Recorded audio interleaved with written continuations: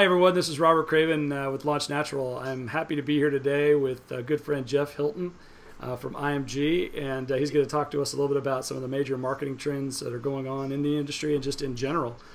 There's so much going on right now from a technology standpoint and a marketing standpoint. I've been anxious to talk to Jeff about what he's seeing from his standpoint. And we'll start off today by getting a little background on Jeff. I think it's important for you guys to know who you're talking to. So how you doing today, Jeff? I'm great, Robert. Good to talk to you. Good to talk to you too. Why don't you start by giving us a little bit of your background and industry experience, and tell us a little bit about what you're up to, and then we'll jump into our discussion today. Let's see. Well, I've been in marketing for about 30 years now, coming up on my 30th year. My experience in the industry is about a little over half that. Started out my career with Nature's Way as VP marketing there. Then moved up to Nutraceutical Corp, president of one of their divisions, the Cal division, and then started my own company and consulting company, and it grew into Integrated Marketing Group, and we've been in business about 12 years. So, excellent. Yeah, it's been terrific. You've seen a lot in this industry. Oh man, I think I've seen it. Yeah, there are others who have seen more than I have, but I've seen quite a bit. I remember back in the early days of the industry, when I lived in Los Angeles and worked in the agency business before I even got involved in this industry. We did some work for Nature Aid at an ad agency I worked at, and this is back in the 80s. And I remember going to the Anaheim show when it was in a little hall that was just like a large rec center hall. That's how big the show hall was. I remember the expo when it was just a little tiny show, so there you go.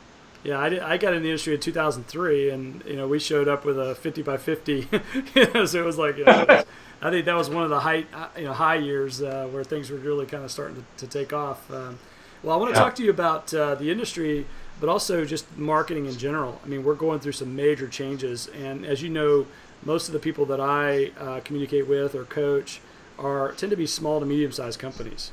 And there's different life cycles that you and I have talked about before, where you've got maybe a startup, and then you've got maybe 1 to 5 million or 1 to 10 million in sales. Then you go like 10 to 20, 30, 40 million, and then over 40, 50 million. You know, some of the big guys in our industry would be considered, the big guys would be over 50, over 60 million.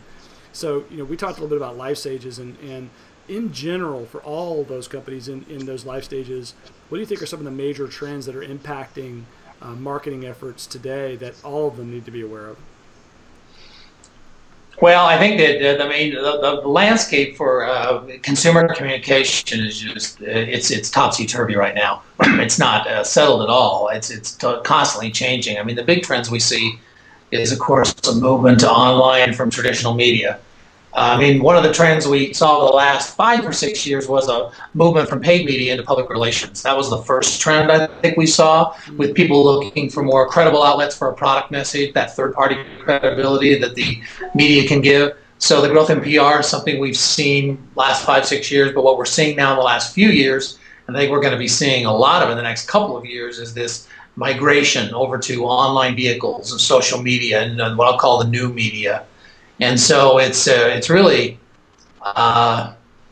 it's pretty phenomenal what's happening. I mean, you look at broadcast television and what's happening with the networks and even cable, and the proliferation of outlets people have for news and information is just phenomenal. Yeah. And so I think everything's kind of in a little bit of an upheaval. And I think what you're also finding is some interesting segmentation between what young people, how they're consuming media, and how a more traditional boomer consumes media. They're very different habits. And so as boomers age and 20-somethings become 30-somethings, it's going to be a wild ride. Yeah, it blows me away. I mean, it's not just the media shifts in the media and how it's all happening, but just the shifts in technology is really what's underlying all of this. The traditional newspaper publications going away, and how that's all impacting. You mentioned the difference between kind of the boomers and how they consume media versus the younger Twitter crowd, if you will.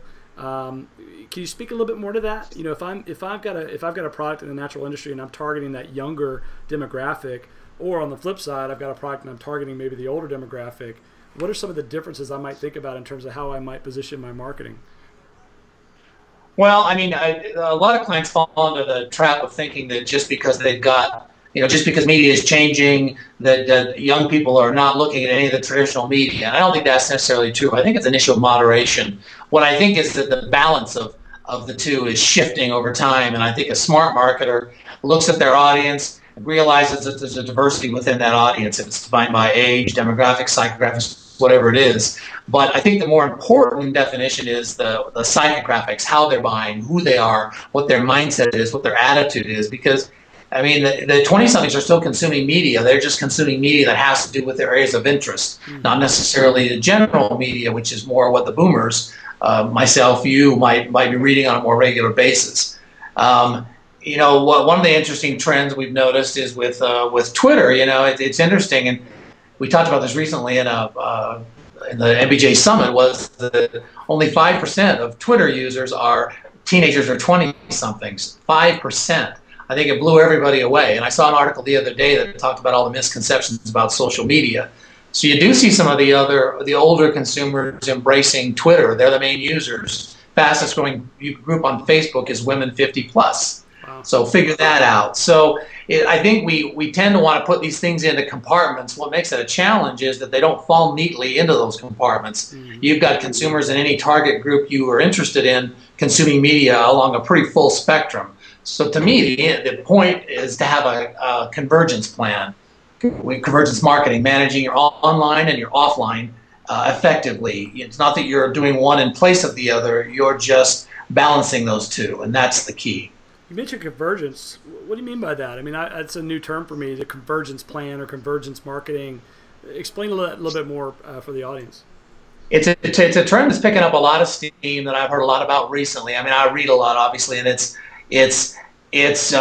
balancing both from a messaging standpoint, from a media weight standpoint, your online and your offline brand messages.